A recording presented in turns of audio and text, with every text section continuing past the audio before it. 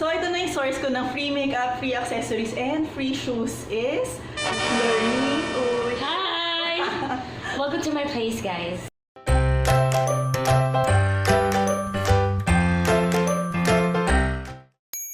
So, hi! This is Elle, and this is my cousin, Lorene. Hello! And nandito tayo sa apartment niya. So, My new apartment. little background lang, 4 to 5 years ago, nag-move in si Lorene dito. And she asked me rin to help her to fix the place. So, ang look nun, I'm sure alam niyo lahat. Sobrang iba nung itsura niya. Yes, super bright, Yeah. colorful, and bakit mo naisipan magbago ng look after 4 years? Before moving in, I really wanted it to be a bit more extreme kasi nga in my house in QC, syempre wala akong say sa any design. So feeling ko sobrang lang ako na-excite. Gusto ko lahat. Yeah. Brands, colors, I wanted to be like bright. So every day I wake up. Disneyland nga. Oo. So medyo nasobrahan yung pagka-bright. So now that I'm getting older, hindi naman Hindi naman, okay ka naman. Now that I'm Naman ako growing, doon. now that I'm growing, More mature? now that I'm being more mature, yun na lang. Sige. I think I got too tired with all the colors and I wanted it to just be, still be colorful. Meron pa rin pops of colors dyan here and there, but it's not like the old apartment where it's just super bright. So, anong style tong ginawa mo ngayon dito? So, ang haba, it's tropical industrial lux, but it's really more, I really wanted more plants. I wanted it to look a bit more industrial, kaya green yung walls ko. Oo, yung mga concrete natin. Oo, ganyan. so Pero then bakit, finish look. bakit ito yung, like of all the mga design, ba't ito yung napili ko? Kasi yun, before then, like a few years back, I was so colorful in terms of dressing up. And then, when I found my edgier style, I was transitioning into being super colorful to like loving white, gray, black pieces more. So I felt like I wanted to match my personality with the look. Yun, and then I wanted to ask how Siya na yung host. Siya na yung host nito dahil masanay siya. So, go, Lorene. And then I asked help from you kasi majority talaga of the interiors of my last, yung kung ano yung decoration ng condo ko 4 or 5 years ago, it was really, like, it was all her mostly, mga 70% siguro. And then I just really wanted, ito yung color, ito yung theme, ito yung print. And syempre, wala pa akong background about anything. Yes. Ngayon, mas may voice lang ako. Actually, itong design na to, kay Lorene talaga to. Meron siyang pinakita mga pegs, alam na niya anong gusto Oo. niya. Very collaborative effort to dahil ang dami Yeah. mong consultant dito. Oo, ang dami. As in. Sila Camille, my brother, my sister. Nakatulong sobra yung ginawa mong 3D na... Yes, Ano napakita tawag ko sa doon? inyo, meron akong ginawan 3D para lang sure na yung naiisip yung design. Oh my May God, tumatawag sa'yo. nag-alarm yung phone ko. Wait lang. So yung ginawa kong 3D is, para lang makita niya talaga kung yung naisip niyang design is bagay dun sa apartment niya. Para bago namin gawin, is Nakita ka na yung nakita na feel. niya. So anyway, ang gagawin ko ngayon is, sasabihin ko sa kanila kung paano makuha yung look nitong apartment mo. And Ikaw. yes, yun yung Okay. discuss ko ngayon. And meron din ako mga tipid version para kung Okay. gusto niyo siyang ma-achieve ng mas within a budget. So, Yeah. yun. Babalikan kita later. Meron akong pang Miss Universe question sa'yo. So, papaalisin mo na? Papalisin kita, gano'n. Okay. Mag-isip lang ako.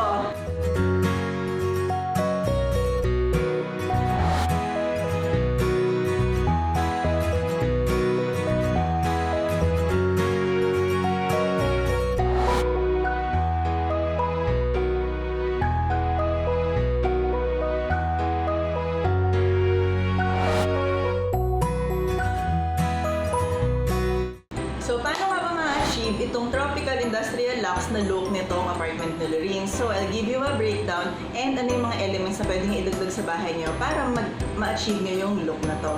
So, unang-una, doon muna tayo sa industrial part nitong design. Paano namin in-achieve yung industrial look?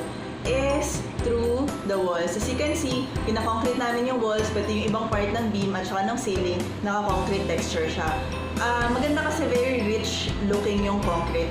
Pero, pag gagamitin niyo yun, you need to do it very thoughtfully. Kasi kapag walang design plan, kung kunwari, pinakoncrete niyo lang nang hindi niyo pinag-isipan yung look ng space niyo, baka magmukha lang na under construction yung lugar. So, kailangan part talaga siya ng design and pag-isipan mabuti kung paano gagamitin yung concrete. Medyo mahirap i-achieve yung concrete lalo na kapag kapinturado na yung wall mo. So, ang isang option naman dyan is mag-wallpaper ka. Actually, nakakita rin ako ng mga ibang wallpaper na medyo may texture na similar to concrete. So, ang kailangan mo lang naman is na gray tones, warm, may konting movement, konting texture, ma-achieve nyo na yung ganitong look. So kung titipid naman kayo, paint nyo lang yung wall nyo ng warm, medium gray. Tapos mag-accent kayo tulad ng ginawa namin dyan ng dark charcoal gray. So meron pa rin siyang visual impact kahit na hindi ka nagpalagay ng mga texture or ng mga wallpaper. So sabihin natin na-achieve nyo na yung industrial look,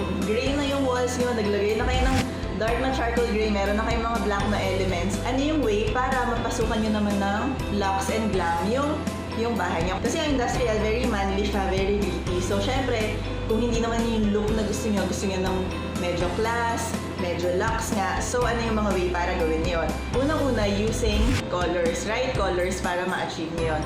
Ang ginawa namin dito sa unit niya is we use mga jewel tones, mga rich colors like burnt orange yung sofa niya.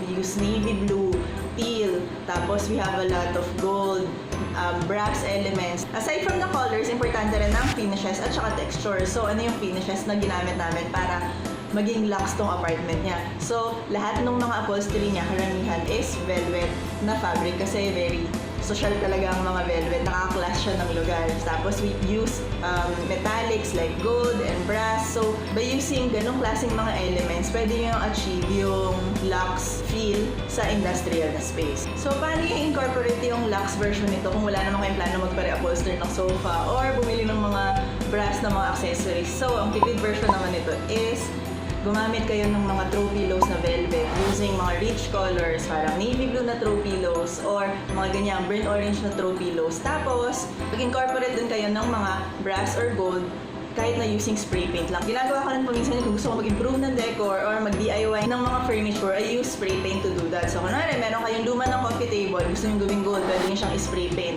Or meron kayong mga light fixture na ordinary lang, black lang, or something, pwede nyo rin siyang spray paint ng gold or ng copper para ma-achieve nyo yung ganitong look. So, using accessories and decors, as you can see dito sa apartment, very eclectic lang yung pagkakastyle niya ng frames, ng mga decors niya. So, ganun din yung pwede nyo gawin para ma-achieve yung look na to. Importante is, mas maganda kung gagamitin yung mga print or mga frames is medyo larger scale. Saan naman kayong hanap ng ganun na mas cheaper version? So, ang ginagawa ko pagka ganun is naghahanap lang ako ng mga free images online na sobrang love ko, ganyan. Tapos ipapaprint ko lang. So, usually pag ganyan, less than 1,000, meron na akong malaking artwork eh.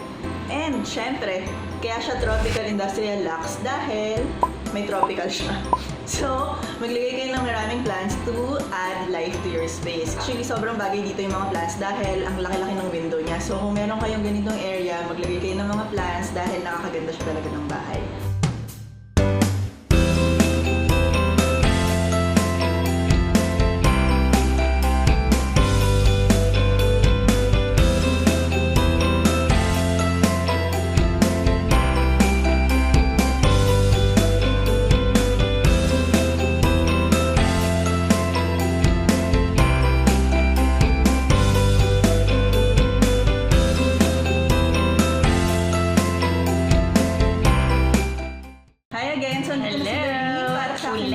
Una is, ano yung favorite part mo dito sa bagong apartment?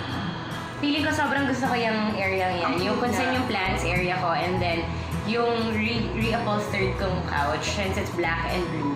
I just love sitting down there every morning and Diyan ka mag-coffee? Oo, doon ako Or relax yung video? Oo, relax lang ako doon. So, nakaranas ka na ng dalawang renovations. Saan ka nahirapan? Anong mas mahirap? Yung before o yung ngayon? Ano bang... alam mo, before experience mo? before I wasn't living here, so hindi ko nakikita kung ano yung actual construction na nangyayari. For me, okay, magawa lang siya, lilipat ako. But now that I'm here, I'm in my bedroom, ginagawa na yung living room. As every day. Yung amoy, di ba? Oo. Tapos when I wake up, as in makikita ko lahat, check ko. So feeling ko, with this renovation, sobrang hands-on ako sa lahat. Oo, ma'am, ano yan? Magsisend siya ng picture. Okay naman itong shade na gray na to. Okay naman itong ano na to. Dati wala, care lang. Dati yan. go! Basta tapusin niyo. So, ngayon very hands-on ka na. Kaya at least na-achieve mo yung love mo. Ito naman yun. Sa achieve mo naman. Oo, totoo. Thank you. Ay, maganda siya. This takes mo naman siya. Tinulungan mo ako sa curtains ko, sa wallpapers ko. Ang dami rin na, to be fair. And I really bugger her. Pag kunyari, hindi ako makadecide sa isang 3 area. a.m. I message her. for the Miss Universe question. Okay. She may be the face I can't forget. kung furniture ka dito sa apartment mo, ano yon at bakit? Sino ka doon at bakit? Napakahirap. Bakit? Why not? Furniture. Probably this accent chair. Papakita mamaya. Yung accent chair kasi it can stand alone and okay siya. Maganda pa rin siya tingnan. Diyan ka lang. Hindi niya kailangan ng anything. Like, kunyari yung mga tables ko, ang daming abubot on top. Like, you need pa books, you need... Maganda siya as is. Oh, maganda siya as Yun is. yun. I'm not saying maganda ako guys ha. Pero Maganda ano as lang. is, hindi kailangan ng Oo. ng ka-artihan. Oo, hindi na Tama. kailangan ng anything. And this is the end of the video. I hope you guys like it. Yes, kung nagustuhan yung video, like nyo lang. And if you wanna see more makeover, yun, subscribe lang kayo sa channel ko. And paalam na tayo sa kanila. Okay, bye! Thank you, Lo! Of course, thank you for decorating this. Yes. Alis kami. Bye!